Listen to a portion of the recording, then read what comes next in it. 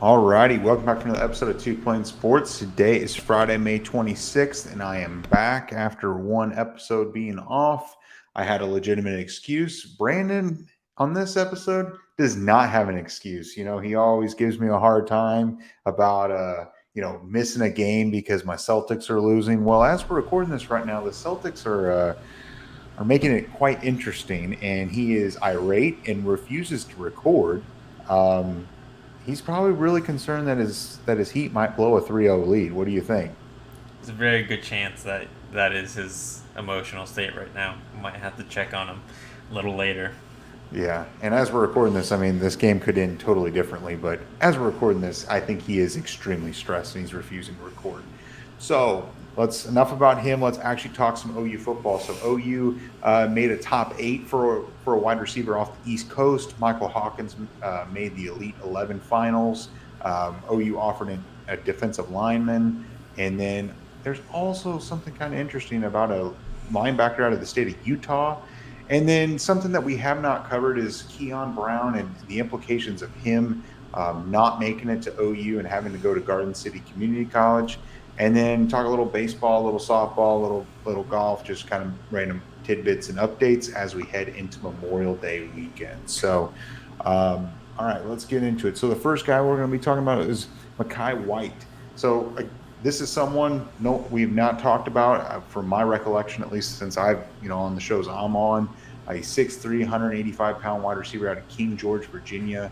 He's a 3-star, and he released a top 8 that included Tennessee, Penn State, Michigan, Virginia Tech, Oklahoma, Arkansas, Maryland, and LSU. And he received his offer from Oklahoma on January 13th. And according to his 247 profile, he has an official visit scheduled with Arkansas on June 16th. So naturally, you think, man, maybe he'll come out for an official visit on Champion Barbecue.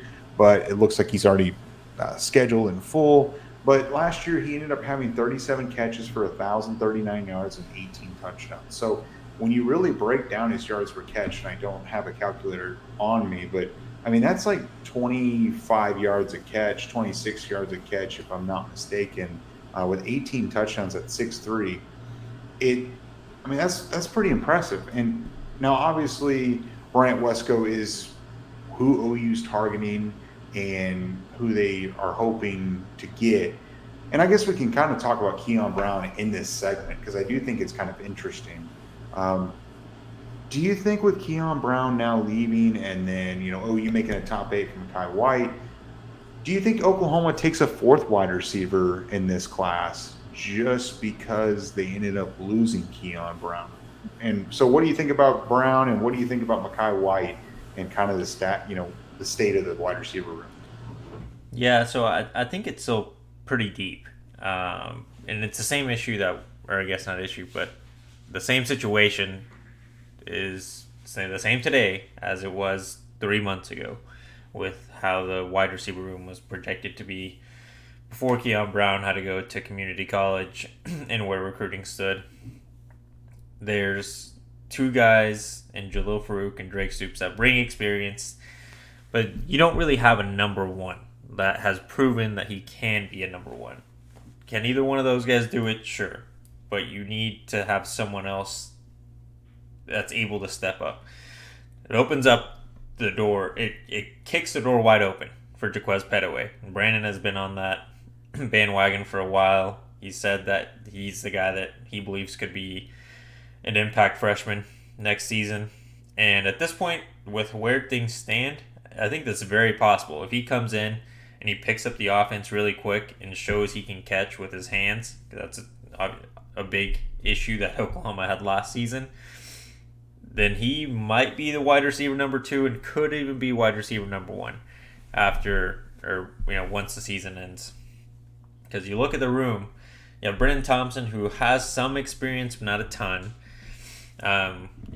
You have Jaden Gibson and Nick Anderson, also not a ton of experience. Jaden has a couple games under his belt. Nick is coming back from injury still. Then Andrell Anthony, a little bit of game experience. Like, there's still a lot of unproven talent. Jaquez would be right there with him, but he has that opportunity, just like they do, to come in and take that number 2 wide receiver spot, or at least significant playing time next fall. with like recruiting, I would assume that it gives them more scholarships to offer for this 2024 class, which makes things interesting now and potentially where Oklahoma might push a little harder than they would have prior to Keon being forced to go to community college for a guy like Makai White. Because you're right, it seemed like Bryant Wesco was really the last guy standing for OU and the wide receiver recruiting, and that would have been it. It would probably be best case for Oklahoma to go ahead and maybe look and see if there is a good fit for a fourth, maybe even a fifth wide receiver. Because after the season, if Jalil has a good season, probably gone, right? Drake will be gone. He's out of eligibility. So then you would have a lot of unproven or still pretty young talent. Again, the 2024 class will be in that same boat, but now you have more options for the coaches to look through and see, all right, what are the best mixes? Are maybe just packages for situational packages?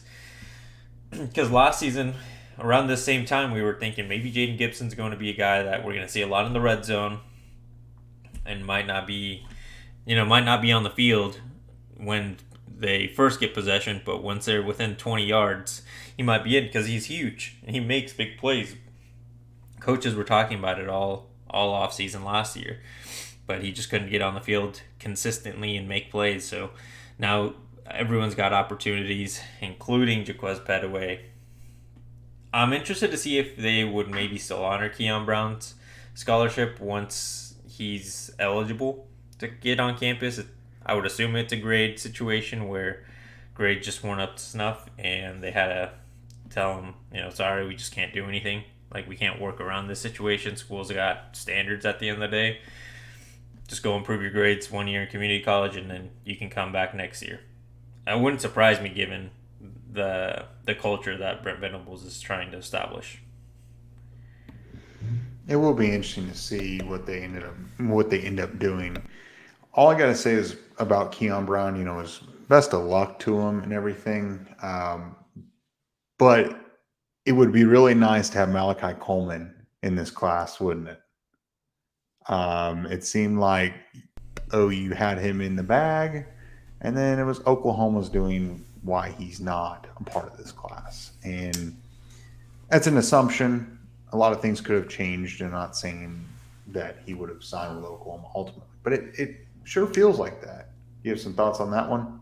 Yeah, definitely seemed like he would have been a Sooner if there was mutual interest towards the end of his recruitment. But looking back at that recruitment, it wasn't just Oklahoma that was bowing out. There was multiple schools. I remember Miami. He announced an official visit, and within a couple weeks, it had been canceled. And then the reports were it was Miami that canceled, not Malachi. And then didn't he commit to Colorado? He committed somewhere, then decommitted, and then that's why he's at Nebraska now. Or maybe he was at Nebraska, decommitted, and then went back to Nebraska. There was a little bit of a circus around that situation for a second. Yeah, I want to say he did commit to Colorado for a little bit, or at least was leaning to Colorado with Deion Sanders, and then ultimately stayed home. Um, but there's a lot of what ifs, coulda, shoulda, woulda. I mean, it is what it is. But naturally, you would think that Oklahoma is going to either take another wide receiver in this class, or take a transfer. I think it's a little late to be looking at the transfer portal at this point. Um, but I do wonder. Like you said, there's a lot of depth. It's just not a lot of experienced depth, and that could be a good thing, could be a bad thing. It very well could be a bad thing. We just need the top end guys to stay healthy and let the younger guys get another year. But there's going to be some growing pains. I really think there will be. And that's why you need a veteran quarterback as well. I mean, as much as Dylan Gabriel's people might not be his biggest fan, he is a veteran guy and he's been around for a very long time. So Who do you I think think would that's going to be be important. wide receiver 2? Looking at the room right now, who's your pick? Wide receiver number 2, I mean, well, Jalil's 1. I mean, I would think Drake Stoops will be 2. I think the wide receiver 2 and 3 might not be quite as important because you have Stogner that might act in this offense kind of acting as a wide receiver. But I see Stoops as 2, and then 3. I mean, could it be a Brennan Thompson? Um, I mean, could it be Jaden Gibson? I don't know. I kind of feel like Brennan Thompson could be the number 3, but I think Stoops is 2, and I think Brennan Thompson could push. Um, I'm not sure about Andrew Anthony. I mean, he's got some. He pops, every now and then, but I really think Brennan Thompson has the elite speed that Oklahoma needs. And then, so if you do roll out Jalil Farouk, Drake Stoops, Stogner, and Brennan Thompson, there's a lot of speed, good size. But we'll see. I mean, Jaquez Petaway could, but I have a hard time seeing freshmen come in and play as a wide receiver. It's extremely difficult, but it's possible. I mean, I think I learned my lesson about getting too excited about Jaden Gibson, and not saying that he can't be good. It's really hard for a freshman to do that. Honestly, at any position.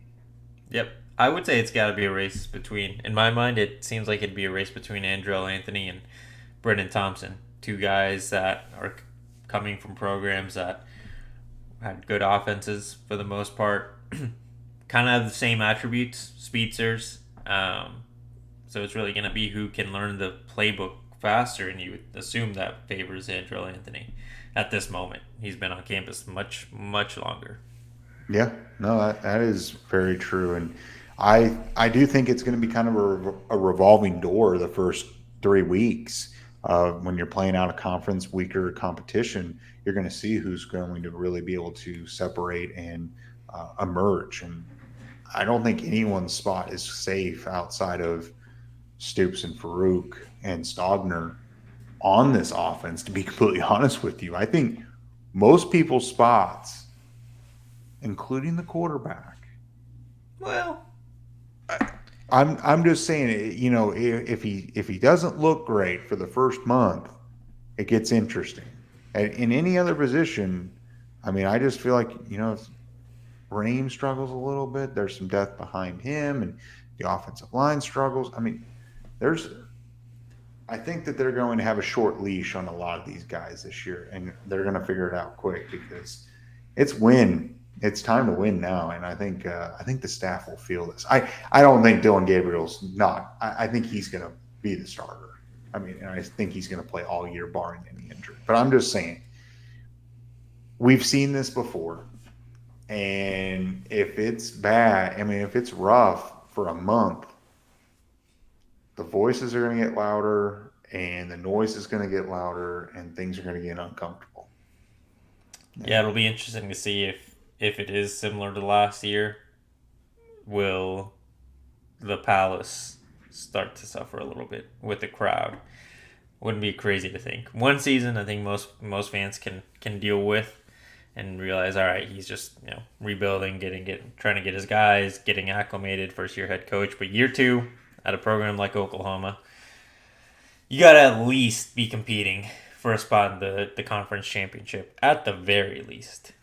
Oh yeah, at a minimum. So, sticking on the quarterback position, 2024 4-star quarterback commit Michael Hawkins was invited to the Elite 11 finals after his performance in the regional in Austin, Texas.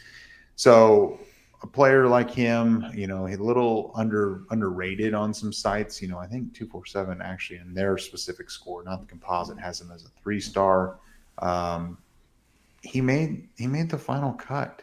And the other guys that he made it with, it looks like Julian Sayin, Luke Kromenhoek, and Trevor Jackson, and some other players and stuff like that made it. But I mean, it's pretty impressive that he is invited, and obviously there's some Elite 11 alumni that have had some really good performances at the higher, at the next level and in the NFL. I think this speaks pretty highly of him. What do you think? He's impressed at every camp he's been in. I think he's won the Rivals MVP at both their last camps that he's attended. So doing pretty good at camps, to say the least. And definitely an opportunity to bump up his ranking on recruiting platforms. Not that that's everything in the world, but it does help get the excitement around the class and around himself for fans to be a little bit more excited about. I mean, just look at Jackson Arnold. Like, he was a 4-star, and yeah, people were excited, but then he became one of the best quarterbacks in his recruiting class, and now it's hard to bring up the quarterback position without saying Jackson Arnold is going to take Dylan Gabriel's spot. Well, and some people might believe that, and some people may not, but that's the narrative around Jackson because he did do so well. He was the Elite 11 MVP last year, so it would help his case for fans to get excited. We'll see what happens. I think it's at the end of the day, I do think that these camps are more showcases rather than and opportunities for these guys to improve and make connections. But you really see what a guy is made of when they put pads on, and that's just not the case at any of these camps. It shows accuracy, for sure. It shows what they can do, maybe when they have a clock on them. But when there's real pressure in your face, I think that's what we've yet to see consistently with Mike Hawkins. I mean, I've said it a few times. He kind of reminds me of Nick Evers coming out of high school. Really talented, has a good arm. Accuracy was the biggest issue for him when it came to just the regular season in football. And clearly he's improved his accuracy because he's winning these MVPs at all these camps. So can he translate that to the field, an actual field of play? We'll see. But it is exciting for him. I'm glad that OU's got another representative in that camp because it just shows that they know what they're doing when it comes to recruiting quarterbacks, and it wasn't just the Lincoln Riley thing. And I like that you point out, he has a chance to improve his rating. And at the end of the day, the ratings really don't mean a whole lot. But we did see Jackson Arnold ascend in his senior season, that summer before and into his senior season when he was competing and winning these showcases. It means something to these evaluators. And I think by him even being invited, not necessarily maybe winning, it shows a lot. And you could see him get that 4-star according to 247, not just their composite. Maybe he runs up into the top 12, the top 10 quarterbacks.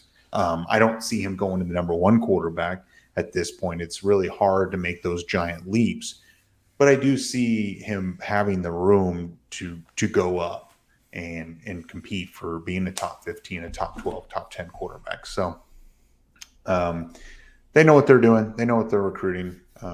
So you just got to trust them. So we'll talk about a couple of guys that recently received some offers to play for the University of Oklahoma. We'll start in the 2025 class. Antonio Coleman, 2024 4-star or 2025 4-star, 6'2", 285-pound defensive lineman out of Saraland, Alabama.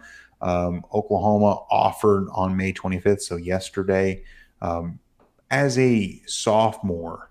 And remember, this is a sophomore. He ended up having 20 tackles for loss. That's pretty impressive and pretty good. Obviously, when you go into the state of Alabama, Todd Bates has got some good connections in the Southeast and stuff. But naturally, you think it's going to be really hard to get him away from Nick Saban. And Nick Saban's already got an offer into him. Not necessarily really behind the ball or behind the 8 ball as far as the timing. But Saban did offer him in March. So we're over 2 months late to the game. Not saying that 2 months really makes that big of a difference, but a very talented defensive lineman that I just don't know, what his level of interest will be in Oklahoma. I think if there's anyone that could spark his interest, I think Todd Bates could, but this is a guy that we're just going to have to follow visits. But he's an extremely talented player. What do you think? So I agree with the part of going into the state of Alabama and trying to take a guy from Saban's territory and even Auburn at this point. I know Hugh Freeze is doing everything he can to try to rebuild that program. We'll see how quickly he can. But if anyone's going to do it, Todd Bates has the connections in the state of Alabama to at least make it interesting. And there are going to be plenty of people in the comment section or in the chat saying Todd Bates doesn't know how to recruit. And I guess that's fair because he hasn't gotten any 5 stars quite yet. But he did get a top 100 player in Derek LeBlanc, and he seems like he's going to be good once he gets his opportunity. Dude gained like 30 pounds, I think, from enrolling in January to this moment. So he's working his ass off to try to get on the field. And then was it Marcus Strong? I always get Marcus Deal and Marcus Strong confused, but one of the Marcuses committed towards the end there for Oklahoma. Another Strong. strong interior defensive lineman who's a big boy. We'll see if he gets any opportunities this fall, even early in the year. I think that'd be interesting to see if he gets opportunities during those non-conference games. It's good that Oklahoma's in it at this point. You got to at least acknowledge that they recognize that he's talented. There is still plenty of time in this kid's recruitment. It's not like it's 2024 and you're kind of racing to catch up. You're maybe not in early, but probably it's fair to say maybe right on time, because things are going to start ramping up for Antonio here over the next 4 or 5 months as we get through the summer and more 2025 kids are starting to take unofficial visits. This 2025 class is interesting because I feel like when we look back to last year, Oklahoma had already had a pretty decent step in getting into a lot of these conversations. We were talking about even Brown Schuler, who's now with Clemson, but he was an early offer for Oklahoma, probably around this time of the year. Nigel Smith, David Stone, clearly at this point last year, Colin Simmons. Like we were talking about a lot of really talented high 4-star, 5-star kids. This is kind of the same situation. Oklahoma's putting themselves in the conversation on time or slightly early, and you kind of start dwindling that list down as we get closer and closer to, it's time to nut up or shut up and really get into the recruiting battles come next summer. We'll see if Oklahoma and Todd Bates can do it. It's hard to tell at this point, but this is definitely a good time for Todd Bates and Chavis to get in on a very talented prospect like Antonio. It is, and you're right. We did talk a lot of 2024 defensive linemen, offers and making some noise and some early visits and things like that. So, and things change. Obviously, we thought Colin Simmons was going to be, a potential player for Oklahoma, and it seems like it's not a thing, and it's a kind of a mutual decision. So a lot of things are going to happen between now and next year, and then even National Signing Day in December of 24, which is a year and a half away. So a lot of things to consider.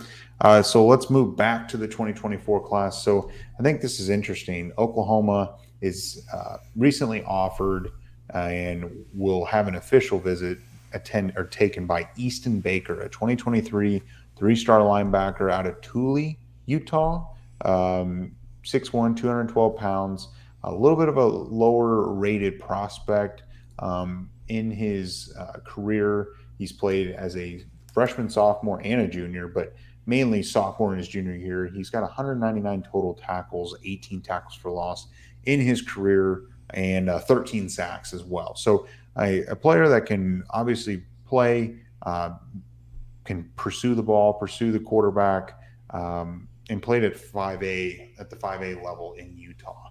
But it currently slated, his official visits are Washington State on June 9th, Oklahoma on June 16th, and Illinois on June 23rd. So he got his offer from Oklahoma on May 24th, and now he's already attending Champion Barbecue here in a couple of weeks.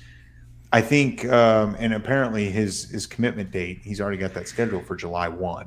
So Oklahoma offered, got in a scheduled visit, and he's going to be announcing his official commitment before the 4th of July.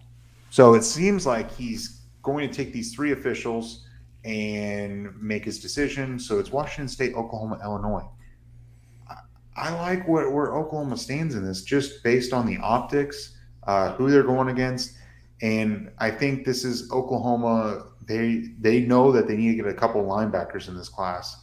And I know he's a little bit of a lower rated prospect, but they got to get him, I think. What do you think? They definitely do, because even though linebacker depth has improved since last year, it's definitely not. It's seemingly not where Venables wants it to be, which is great to hear, because He's the linebacker guy. You want him to feel comfortable with the room, and it seems like he's inching closer to maybe saying this linebacker room is really good because he compliments guys, but there seems to always be maybe that there needs to be more depth there, which is fair. Injuries happen.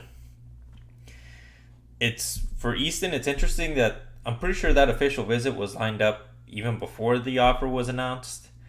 So maybe they were saying, "Hey, you can come officially.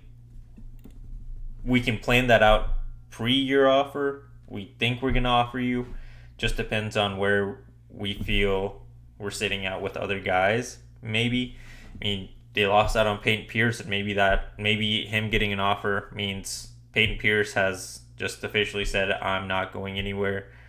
Like, please stop reaching out to me.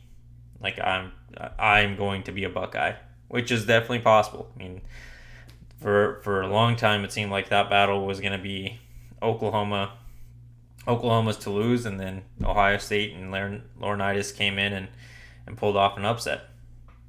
So now, who do you turn to? You still have Brain Platt out there, who, according to On3, Oregon's the favorite. According to Rivals, Oklahoma's a favorite. On 24/7, it's a pretty close battle between Oklahoma and Oregon and Washington State. So that one's still up in the air. Who's next at linebacker? I mean, Sammy Brown, you've got a shot, but it really seems like it's still Clemson and Georgia to battle that are the top two there. Maybe Oklahoma makes it interesting down the stretch, but that's just not where things sit right now. So now Easton, in a way, is kind of the backup for those options that they originally had. And it doesn't mean he's a bad player, because if you watch his tape, he's really talented. He's aggressive. He hits hard. But they just maybe assumed that their linebacker room is going to be filled with other guys and didn't want to leave him in the dust if things went the way that Oklahoma originally planned at that position. Yeah, and at the end of the day, I think I agree with you. The linebacker depth, if they win the Sammy Brown sweepstakes, that's awesome. He's a take no matter what, and losing out on Peyton Pierce does hurt, but at the end of the day, you got to move on and turn the page, and I think that's what they've done with him. So I certainly hope he enjoys his visits. Just looking from the outside looking in, when you're competing against Illinois and Washington State, I like Brent Venables to win that battle. But obviously, distance does not factor in his decision. I mean, going to Washington State, Illinois, and Oklahoma, and he lives in Utah. It's I just think Oklahoma. Close. Yeah, I think Oklahoma can win out on this one. So, last segment, we'll just talk about. Got to shout out OU men's baseball first game in the Big 12 tournament. Beat Oklahoma State 9-5. And as we're recording this, OU is up on Texas Tech 3-0 through 3 innings. I certainly hope that they can hold on and then continue their run to win the Big 12 title. We'll see. The bullpen scares me, so I'm holding my breath right now. And then OU softball this afternoon, as you're watching this, they play Clemson. Their first game, I believe, is at 1 p.m. this afternoon, and then they'll play Clemson at noon on Saturday. So what are your thoughts on those couple of things? And golf starts up on Monday, I believe. Baseball, dope. Hopefully they make a run like they did last year. It kind of feels reminiscent to last year. I'm not a big baseball watcher, but I do remember that last year it seemed like Oklahoma was making a run there. OU's up 5-0 now. There we go. So they're making a push there for the Big 12 conference, correct? Then softball doing their thing. Some people still think that it's a 50-50 shot. I've seen a little bit that Clemson. I'm learning about Clemson over the last few days, and one of their pitchers is very good. We had that situation last year with James Madison. I can't remember the girl's name, but damn, she put up a battle, if you guys remember. Oklahoma still came out on top. Not that worried about it quite yet. And OU men's golf. I'm excited for that. I'm actually going to go live. It's free, so I'm going to check it out and see how the boys do on day one. Definitely. So if you're out in Arizona, go find Jose. Yeah, I certainly hope that softball and baseball can continue to put it together because we're a diamond school apparently for right now. But I guess we'll see. It's very reminiscent. Hopefully, they're getting hot at the right time as far as baseball goes. Softball, they've been hot all year, so it doesn't really matter.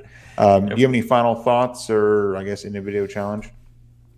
In the video challenge, let's go with. That's good. I feel like Brandon's good at this stuff. He can come up with him on the spot. Who do you have Here, winning the Eastern Conference Finals? yeah, who's going to win the ECF? I think Miami's going to blow a 3-0 lead as we're recording this. 11 minutes left in the fourth quarter. Celtics up 20. So I like our odds here to send it to force a game six. So I got the Celtics. First team ever to come back from 3-0 in the NBA playoffs. I think it's happening. And then I will never let Brandon forget this. So anyway, all right. If you made it this far, be sure to like the video, subscribe to the channel, and turn the notification bell on. Follow us on Twitter, Instagram, Facebook, Apple, Spotify, and TikTok. Everything's linked in the description below. We'll catch you guys next time. Enjoy your Memorial Day weekend. And it's June. It's time to start recruiting and start winning some big recruiting battles. See you guys.